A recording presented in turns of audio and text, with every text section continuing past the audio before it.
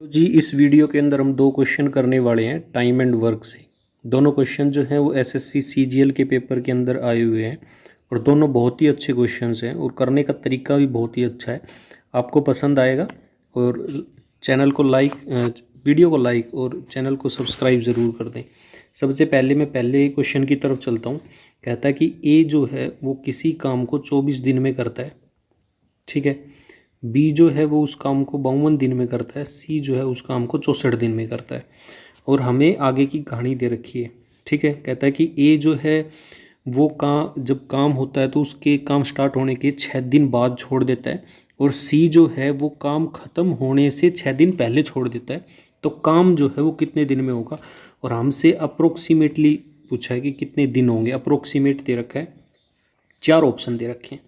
हम क्या करेंगे, इन तीनों का एक ऐसा नंबर निकालेंगे जो तीनों का जो है ना वो मल्टीप्लिकेशन हो, या हम तीनों का ऐसा कहते हैं कि एक ऐसा नंबर जो तीनों से डिवाइड हो, या हम उसको एलसीएम भी बोल देते हैं, लीस्ट, ठीक है।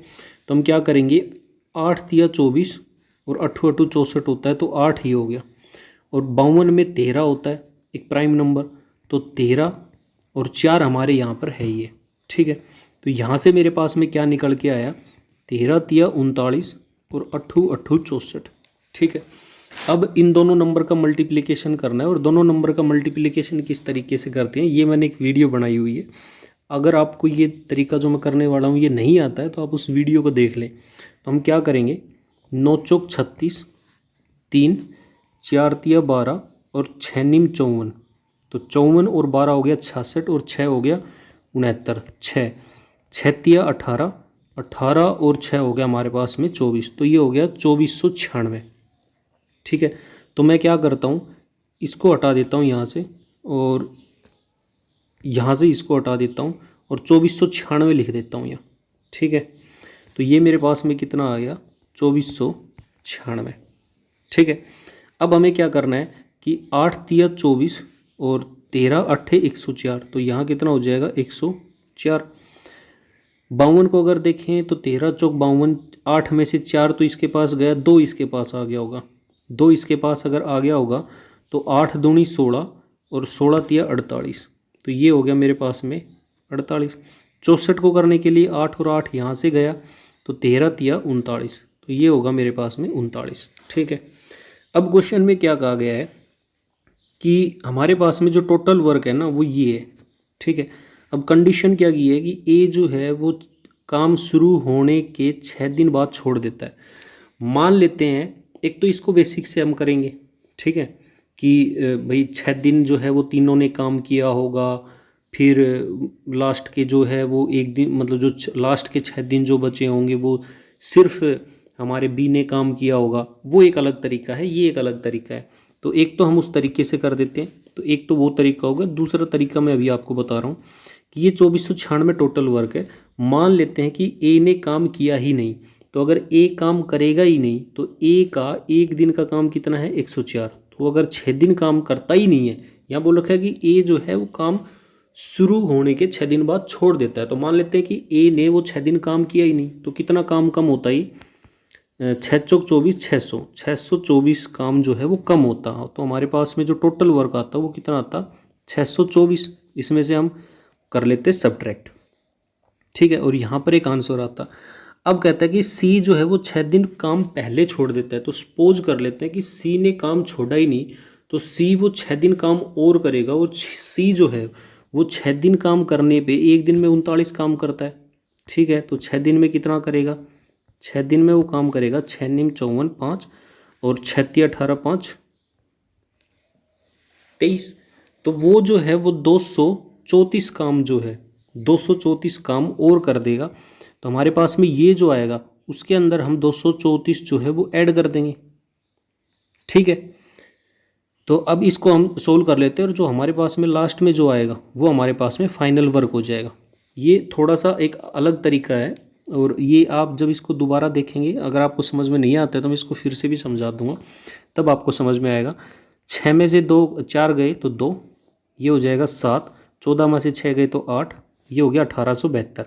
अब इसमें हम ये ऐड कर लेते हैं, तो ये हो जाएगा मेरे पास में 2106। तो टोटल काम कितना आ गया मेरे पास में 2106, ठीक है।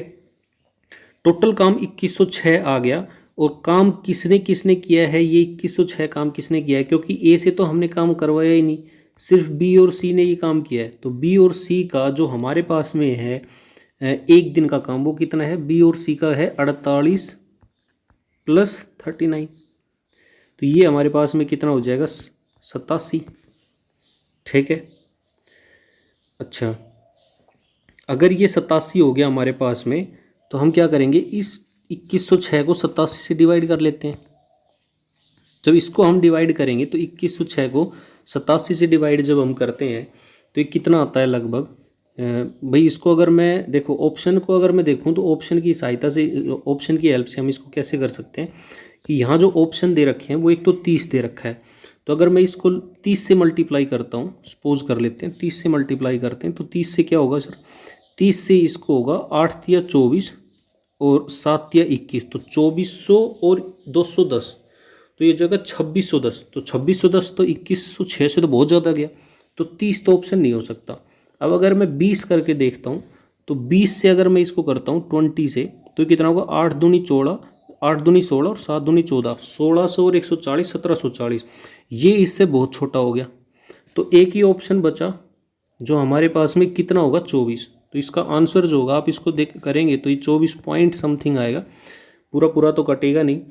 तो हमारे पास में ये 24 पॉइंट समथिंग आएगा। तो हमारे पास में आंसर क्या हो जाएगा, 24। इस क्वेश्चन को करने का ये एक तरीका था। दूसरा तरीका भी है, उससे भी हम कर सकते हैं, वो आप खुद ट्राई कर लें। दूसरा क्वेश्चन क्या है कि A can do a certain work in 12 days, B is 60% more efficient than A, how many days will B and A together take to do the same job. ठीक, क्वेश्चन में क्या कहा गया है हमारे पास में, क्वेश्चन में ये कहा गया है कि ए जो है हमारे पास में, ए जो है वो किसी काम को 12 दिन में करता है। ठीक है।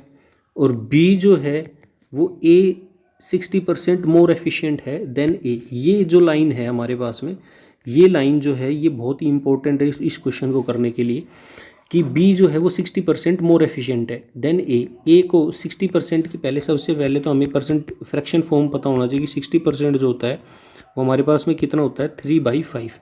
ठीक है। तो अगर ए हमारे पास में 5 है, तो बी जो है वो 60% ज़्यादा है 5 से, तो 5 का 60% 3, तो बी कितना होगा, 8।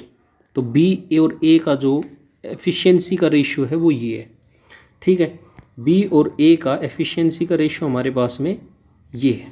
अब हम क्या करेंगे कि ए की एफिशिएंसी अगर 5 है और वो 12 दिन में किसी काम को करता है, तो टोटल जो है वो कितना काम हो गया, 12 पंजे 60। मान लेते हैं कि 60 यूनिट जो है वो काम है, 60 यूनिट काम ये दोनों मिलके करते हैं। तो दोनों का जो एफिशिएंसी है वो कितनी, 8 और 5 13, तो इसको डिवाइड कर देंगे 13 से, यही हमारे पास क्या हो जाएगा आंसर। तो हमारे पास में 60/13 यही आंसर है। उम्मीद करता हूँ कि ये भी आपको समझ में आया होगा।